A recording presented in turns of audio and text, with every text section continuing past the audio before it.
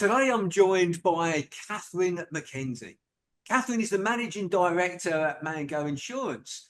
And Mango Insurance is a professional, independent commercial insurance broker offering a wide range of products to help protect your business. So welcome, Kathryn. Hello. Hi, thank you for joining me today. Thank you for inviting me on. Look, Kathryn, tell us a little bit more about Mango Insurance and what Mango Insurance does. Okay, so Mango Insurance. So we rebranded last year. We were originally Club Class Insurance Services. We rebranded last year because Club Class in the Eastbourne area was synonymously really known with taxis, which was where most of the book was. I came on board 2 years ago we purchased the business with my business partner, Chris, and we've sort of diversified. We now do all range of commercial insurance, which is my background. I've got 30 years insurance experience, believe it or not. And so we've diversified. We called ourselves Mango Insurance because it was just a little bit more interesting than Club Class. And it sort of said that we do a lot more than we did previously. Right. Okay, I like that. So, um, and what made you want to? Because you've been in insurance, as you say, for 30 years. What made you want to own a business, be the managing director of a business? So I'd been basically with the same broker. I started life with a little small broker where there was only three of us Yeah. back when I started in 1995. Mhm. And that was how I started, really small brokerage. Obviously, over the years, we got bigger and bigger and bigger. And eventually, my managing director actually decided he was at retirement age and wanted to sell. So we then sold to another company, which was bigger, who were then sold to another company who were even bigger, who then sold to an even bigger company. Wow. And at that point, I just decided that corporate sort of the way corporate style is wasn't quite for me. And I got this opportunity and I went, yes, please. Right. So that's how it all happened, really.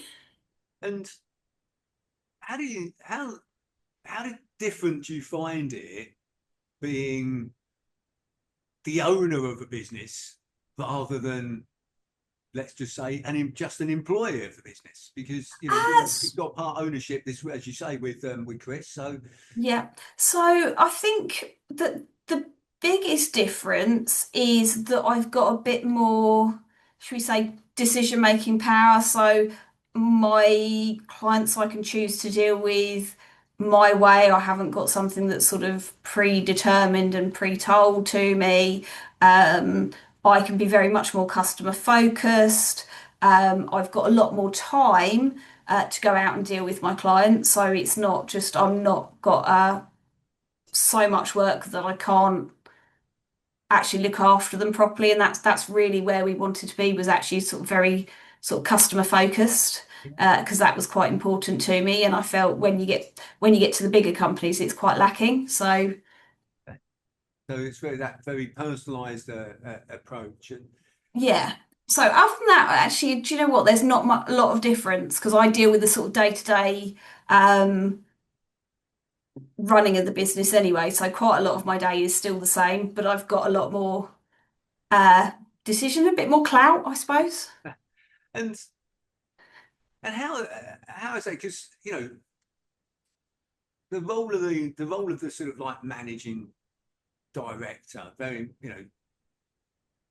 much sort of focused on leadership, strategy, those type of things. How do you find the balancing of that with the day-to-day operations of looking after your clients? So I think I'm quite structured. I mean, my business partner sort of we quite regularly go out for a walk actually to discuss things so that's we get completely away from the office and completely away with there's no distractions. So that's when we sort of strategize and do a lot of our sort of other things, and it's quite a nice way to do stuff for us because we're not sat at our desks and we're much more sort of focused on the business. And then I know that when I come into the office after we've done that, I can just focus on what I need to do client wise. But you probably understand, as a very small business, I have to wear so many hats Yeah. that, sometimes the lines do get blurred, but we do try and be sort of quite specific on making sure we have that time where I don't have my computer in front of me and we talk about all the things that we want to do with the business, how we want to grow, how we're going to do it, etc., etc. Yeah, and I think that, by the way, I love the what you sort of said there. Actually, yeah, going for that walk. I mean, it's got loads of benefits that, getting out into the fresh air, but getting away from the desk and changing the environment to talk about, strategy. So I like, I like that way of doing it. I think that's a great tip. But also the other thing that I've sort of picked up from what you've sort of said there is, yeah, making sure that you allocate time, because it is about, when you're running a small business, that you do wear lots of hats, Yep. and actually making sure that time is allocated to each of those different hats. Yes. Because it might be the sales and marketing hat, the finance hat, the operations hat, the HR hat, whatever it may be. And if you drop one of those, it could become an issue. Yep. Particularly if you drop it for an extended period of time. Maybe not if you just drop it for a week or something, but an extended period of time. So yeah, allocating time to those specific things, I think, is key in terms of what I picked up from what you said there. And what would you say the biggest challenges that you've faced, since you've been a business owner?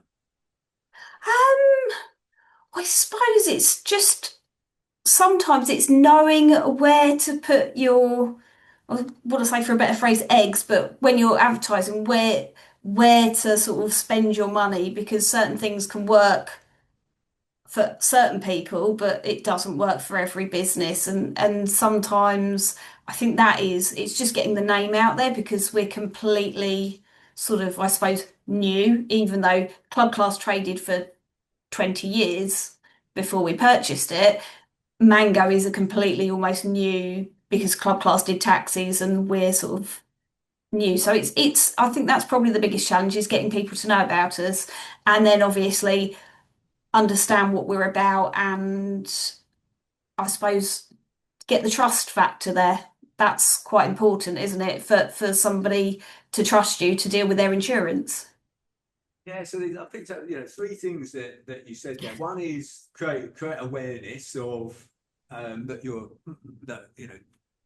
out there. The other one was about what you do, about what you offer, because you're very different to Club Class or Club Class did previously. Yep. And then thirdly, as you said, they're building the trust with them as well. All three of those things are absolutely key, aren't they? In terms of, well, people have to know that you exist. People have Yep. to understand what you do and how you can help them or solve a problem for them. Yep. But also, people do business with people that they know, like, and trust, which is the other word that you mentioned. Exactly. Building that. Exactly. So, how have you? What have you done to sort of overcome that, to build that awareness, to make people better aware of who you are and the products and services you offer, and to build that? So, yeah, we get out and do quite a bit of networking, Uh-huh. and obviously just build up rapport with people. Um, Obviously, I've got what I want to say, my own little sales force out there. I am, for my sins, a member of BNI, Okay. which has worked really, really well. And actually, I would recommend it to anybody who's looking to grow a business, because they are like your own little sales force. Yeah. So if you don't know people as well, they will probably know somebody that you want to know for insurance, for example. What else have we done? Oh, we've got, obviously we've had the usual adverts, we've joined chambers, we've so many things. Not everything's worked, but to be fair, I think the biggest thing that's worked for us is probably networking, so people can see a face and talk to a person. Yeah, it's important, isn't it? And particularly in this day and age of technology and people, yeah, hide behind social media and emails, etc. But yeah, to meet people face to face is really really, really important. And look, actually, again, the thing that I, picked up from what you said there, Kathryn, is not everything works. So No. sometimes it is about test and measure. It's about, right, let's try a bit of this and see if that works. Right, no, that doesn't work for us or our business or our target market or whatever it is. Right, let's try something else. Right, try a bit of that. Right, that really works. Right, now let's invest maybe more time, more money in that thing that we know now works. So yeah, test and measure whatever strategies might work, and then once you've identified the ones that work for you, then you can start to focus more and more and grow them. Like it. No, that's cool. And what's the biggest learning that you've had since you've been in business, Kathryn? The biggest learning is probably that the world is a tough place sometimes, Yeah. and you've got to have a thicker skin than um, sometimes, yeah, you have to have a thick skin and not let everything upset you. I think that's probably the biggest. Business isn't personal, is it? It's No, it's not, but sometimes because it's personal to you, you forget that. yeah, absolutely. It is, yeah, it can be difficult sometimes to detach and think actually these, it's not necessarily personal, but and it is a tough world out there, but I think that's the challenge, isn't it? Working out, right, okay, in this tough world, what can you do that helps other people, and that is something that you enjoy and something that you're good at as well. Yeah. And I think that's really, really, important to try and identify that. And what would you say to anyone thinking of going into business, Kathryn? It would probably be your biggest regret will be the thing that you don't do. So go for it if you've got an idea. Um, Even if you have to do it part-time on the side, try and make it a thing because if you don't try it, you'll never know and you'll always think about it and regret it. Give it a go. And it's and is that something that you would say that you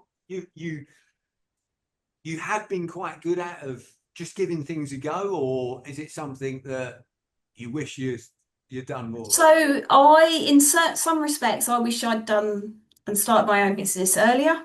Okay, yeah, And you get to a certain age and you think, actually, do you know what? It's sort of now or never. And yeah, that's the stage I got to.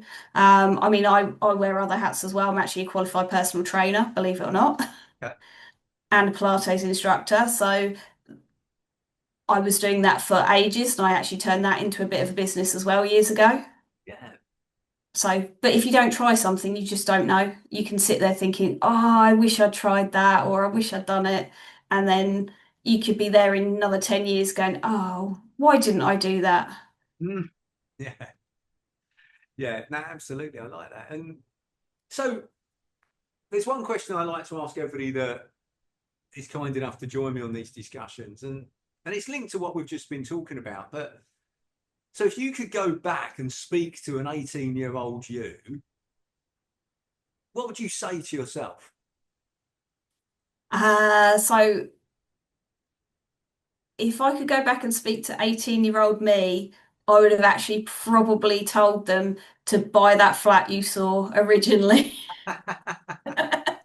and couldn't quite afford and make it work. Would be that was like the biggest thing I always wanted um to have bought this. It was particularly new development that came out sort of back when I was 18. It was always like, oh, I wish I could afford to do that. So I would have got on the property ladder earlier. It would have changed, I think, a whole lot of things. And Yeah. possibly some of my misspent youth. Nah. I don't, yeah, and I think that's good. I like that. Is that yeah, how and what I sort of turn that round into is it's thinking to yourself, right, okay, how can I afford that flat? So when you're younger, sort of rather than saying to yourself, I can't afford that flat, the question then becomes, how can I afford that flat? What do I need to Yeah. do to afford that flat? What needs to happen to enable me to afford that flat? And it changes the whole perspective. Yeah. So I like that. Yeah, thinking about like what how can I do things rather than actually I can't afford it. Uh, well, Kathryn, I really enjoyed speaking to you, and thank you for taking the time to speak to me today and sharing more about your business and also your journey as well. So, thank you very much. You're very welcome. Thank you for having me.